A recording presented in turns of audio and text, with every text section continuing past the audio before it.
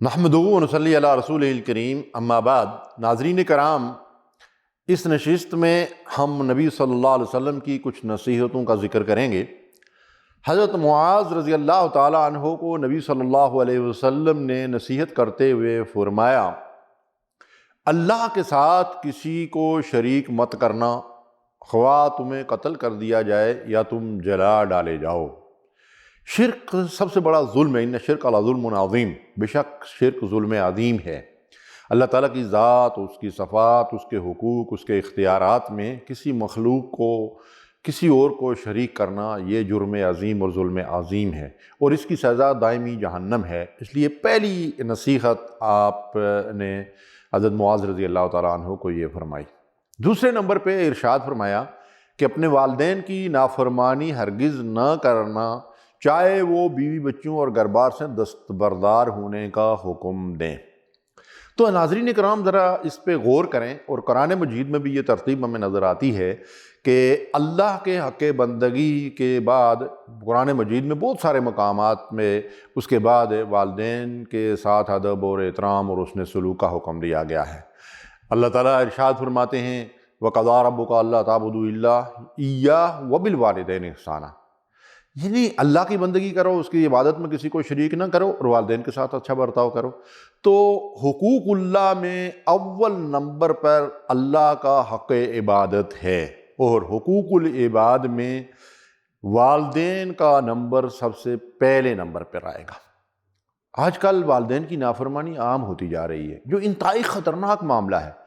نبی صلی اللہ علیہ وسلم نے فرمایا، والدین تمہاری جنت کے دو دروازے ہیں، تم چاہو تو ان کی حفاظت کرو اور چاہو تو ان کو توڑ دو، الیاذ باللہ۔ جو والدین کا باغی ہے، نافرمان ہے، ان کو ناراض کرتا ہے، گویا کہ وہ اپنی جنت خراب کر رہا ہے، وہ اپنی آخرت برباد کر رہا ہے۔ تو ہمیں چاہیے کہ والدین کے ساتھ احسان کا معاملہ کریں، ان کے ساتھ اچھا برتاؤ کریں، بڑھاپے کی عمر میں خاص طور پر ان کی خدمت کو اپنی زندگی کا شعار بنائیں۔ جن لوگوں نے والدین کی خدمت کی، ان کا حق پہچانا اور اس حق کو ادا کرنے کی کوشش کی، اللہ رب العالمین نے ان کو اس دنیا میں بھی اس کا بے حد و حساب اجر و ثواب عطا فرمایا۔ میجر کلیم حیدر صاحب کا ایک بڑا سبق آموز واقعہ ملتا ہے، واقعہ بہت طویل ہے، میں بالکل اختصار کے ساتھ اس کا ذکر کروں گا، جس میں والدین کے ساتھ حسن سلوک کی عظمت ہمارے سامنے آئے گی۔ میجر کلیم صاحب خود اپنا یہ واقعہ بیان کرتے ہیں کہ میری والدہ کو، میں بالکل معصوم اور چھوٹا سا بچہ تھا، تو میری والدہ کو والد نے طلاق دے دی، اور میری والدہ کے ساتھ بڑا ظلم اور زیادتیاں جو ہے وہ کی گئیں، حتیٰ کہ ان کا ایک بازو جو ہے وہ ناکارہ ہو گیا، ان کو مار پیٹ کر گھر سے نکالا گیا۔ میری والدہ نے بڑے کٹھن کر کے مجھے جو ہے وہ پالا پوسا، میں بڑا ہو گیا۔ پھر اللہ نے کچھ ایسے اسباب پیدا کیے، جو ایک طویل واقعہ ہے، کہ میں نے تعلیم حاصل کی اور میں فوج میں چلا گیا۔ میجر کے مقام پہ تھا میں، تو میری والدہ شدید بیمار ہو گئیں، حتیٰ کہ وہ بالکل معذور ہو گئیں۔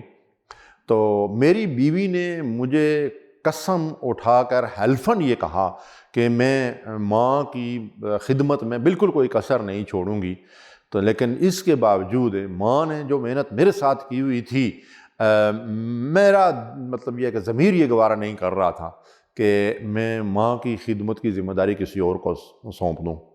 تو میجر صاحب کہتے ہیں کہ میں نے ریزائن کر دیا، اور جب میں نے ریزائن کیا تو بیوی بچوں نے بھی سخت ناراضگی کا اظہار کیا، میرے جو دوست ساتھی وغیرہ تھے انہوں نے بھی بڑے سخت ناراضگی کا اظہار کیا، لیکن میں نے ریزائن کر دیا، اور والدہ کی خدمت میں نے جو وقت گزارا، اس میں 18 گھنٹے تقریباً والدہ کے پاس رہتا تھا، اور ان کی خدمت کرتا تھا، اور ان کی دعائیں لیتا تھا۔ میجر صاحب کہتے ہیں کہ اس کے ساتھ میں نے ایک چھوٹا سا جو ہے وہ کاروبار شروع کیا، اور اس کے کچھ عرصہ بعد میری والدہ کی ڈیتھ ہو گئی، لیکن اس کاروبار میں اللہ تعالیٰ نے اتنی برکت دی کہ وہ کہتے ہیں کہ اب ناروے کے اندر میرا بہت بڑا بزنس ہے، اور پاکستان میں بہت ساری فیکٹریوں کا میں مالک ہوں۔ اللہ اکبر، دولت کا پتہ ہی نہیں ہے، والدین کی دعائیں اس طرح سے انسان کو اس دنیا میں بھی نوازتا ہے اللہ تبارک و تعالیٰ، اور آخرت میں تو اللہ کی رضا اور اس کی جنت ملے گی۔ تو اس کے بعد اللہ کے نبی صلی اللہ علیہ وسلم نے ان کو یہ نصیحت کی کہ جان بوجھ کر نماز نہ چھوڑنا، کیونکہ جو شخص جان بوجھ کر نماز چھوڑ دیتا ہے اللہ اس سے بری الذمہ ہو جاتا ہے۔ تو جس سے اللہ بری الذمہ ہو جائے گا تو اس کا آخرت میں پھر کیا ٹھکانہ ہوگا؟ جہنم کے ساتھ وہ کہاں جائے گا؟ کسی بھی عاقل بالغ مسلمان کے لیے جو ہوش و حواس کی حالت میں ہو، نماز کو ترک کرنا کھلا نفاق اور کفر ہے، جس کی سزا دائمی جہنم ہے۔ اس لیے نماز کی سخت تاکید کی گئی ہے۔ ناظرین کرام، ذرا اس واقعے پہ غور کریں۔ اللہ کے نبی صلی اللہ علیہ وسلم نے کبھی کفار و مشرکین کو بد دعا نہیں دی۔ طائف میں سخت تکلیفیں اٹھائیں، احد میں تکلیفیں اٹھائیں، لیکن دعائیں کی ان کے لیے کہ اللہم اہد قومی فانہم لا یعلمون۔ لیکن ایک موقع ایسا ہے، غزوہ خندق کے موقع پر سخت محاصرے کی وجہ سے آپ کی عصر کی نماز جو ہے وہ قضا ہو گئی۔ آپ نے کیا بد دعا دی ان مشرکین کو جنہوں نے آپ کی عصر کی نماز قضا کروا لی؟ آپ نے اللہ سے دعا کی، یا اللہ ان کے گھروں اور ان کی قبروں کو آگ سے بھر دے، انہوں نے میری صلاۃ الوسطیٰ قضا کرا دی ہے۔ ہماری تھوک کے حساب سے صلاۃ الوسطیٰ کیا، صلاۃ الفجر کیا، ساری زندگی کی جو ہے قضا ہوتی رہتی ہیں، ضائع ہوتی رہتی ہیں، ہمیں کبھی اس کی پرواہ ہے؟ اگر ایک نماز عصر جن لوگوں کی وجہ سے قضا ہوئی ان کو نبی صلی اللہ علیہ وسلم نے یہ دعا دی کہ اللہ ان کی قبروں اور ان کے گھروں کو آگ سے بھر دے، تو آج جن گھروں کے اندر بے نمازی رہتے ہیں ان کو رسول اللہ صلی اللہ علیہ وسلم رحمت کی دعائیں دیں گے، ان کی شفاعت کریں گے؟ اللہ سے ڈرنا چاہیے، توبہ کریں، استغفار کریں اور 5 وقت پابندی سے نماز ادا کریں۔ اس کی بڑی سخت تاکید ہے قرآن و سنت میں۔ پھر نبی کریم صلی اللہ علیہ وسلم نے ان سے فرمایا کہ کبھی شراب نہ پینا، اس لیے کہ شراب بے حیائی اور فحش کی بنیاد ہے۔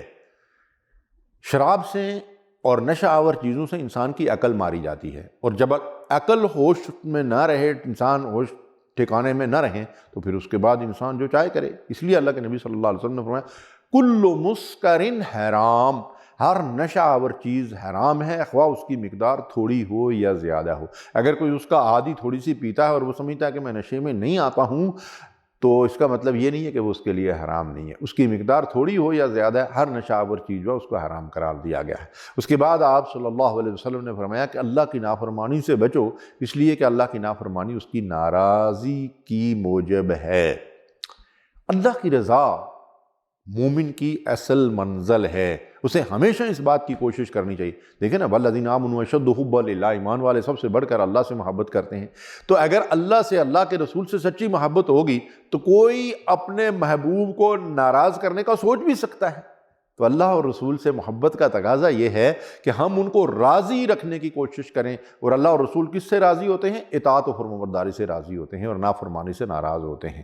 اللہ ہمیں نافرمانی سے بچنے کی توفیق دے، اور بشری کمزوریوں کی وجہ سے اگر کبھی ہم سے خطا سرزد ہو، غلطی ہو جائے، نافرمانی ہو جائے، تو توبہ اور بخشش اور مغفرت کے دروازے ہر وقت کھلے ہوئے ہیں۔ لا تقنطوا من رحمت اللہ ان اللہ یغفر الذنوب جميعا، اللہ تمام گناہوں کا بخشنے والا ہے۔ شرط یہ ہے کہ ہم اس کی طرف رجوع کریں، سچے دل سے توبہ کریں اور استغفار کریں۔ وآخر دعوانا الحمد للہ رب العالمین۔